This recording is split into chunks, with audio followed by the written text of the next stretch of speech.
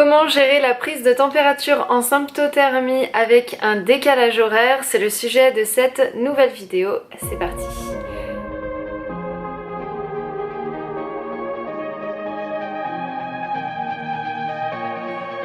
Salut tout le monde, vous avez été plusieurs à me poser la question et donc j'ai décidé d'aborder le sujet dans une nouvelle vidéo. Aujourd'hui, comment fait-on pour prendre sa température et pour avoir des températures fiables quand on est en décalage horaire, donc sous-entendu en vacances? Ça paraît compliqué, mais en fait c'est tout simple. L'important va être de faire comprendre à votre corps que vous êtes sur ce nouveau fuseau horaire, on va dire. Donc en fait il va falloir que vous vous recaliez sur votre nouveau fuseau horaire, c'est-à-dire que si vous arrivez le matin et que vous êtes censé être en plein milieu de la nuit à votre fuseau horaire de départ, il va être surtout très important de ne pas aller vous coucher pour prendre un rythme juste naturel avec le rythme du soleil et de la lune à l'endroit où vous êtes au moment de vos vacances. Alors concrètement pour la prise de température, qu'est-ce que ça donne? Moi personnellement ça me donnait des températures qui étaient bien plus basses en général, mais après ça dépend d'où vous allez dans le monde.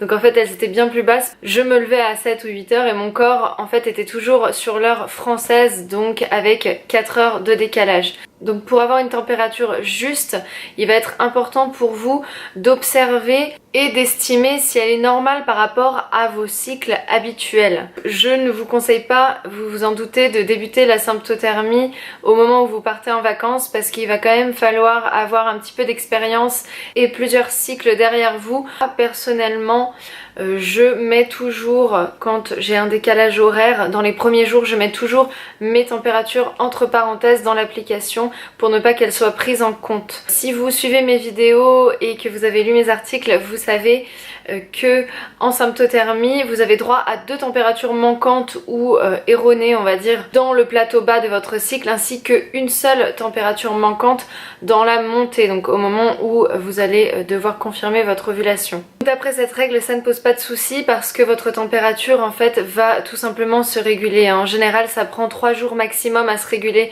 sur le nouveau fuseau horaire, donc votre corps tout simplement prend 3 jours à se caler sur le nouveau fuseau horaire, donc votre cycle c'est la même chose. Si vous avez ne serait-ce que 2 températures manquantes dans le plateau bas ou une température manquante dans la montée, ça ne posera pas de soucis. Donc l'important pour vous recaler sur le nouveau fuseau horaire, ça va vraiment être de ne pas aller vous coucher en plein milieu de journée parce que là sinon c'est mort. Ça va pas revenir comme vous en avez envie, et aussi de vous mettre à la lumière du jour. Donc n'hésitez pas à aller vous balader le jour de votre arrivée, que ce soit une demi-heure à 1 heure, pour que votre corps prenne bien les informations, on va dire, et qu'il comprenne que c'est la journée et non pas la nuit comme si vous étiez en France, parce que les personnes qui regardent mes vidéos viennent principalement de France. Quoi qu'il en soit, c'est une manipulation et un ressenti assez personnel, donc il va falloir quand même être très vigilante. Personnellement, à votre place, si j'étais dans les premiers mois de mon apprentissage, je ne prendrais aucun risque et j'utiliserais des méthodes barrières de contraception pendant mes vacances, tout simplement pour ne pas avoir à m'inquiéter inutilement. J'espère avoir répondu à vos questionnements.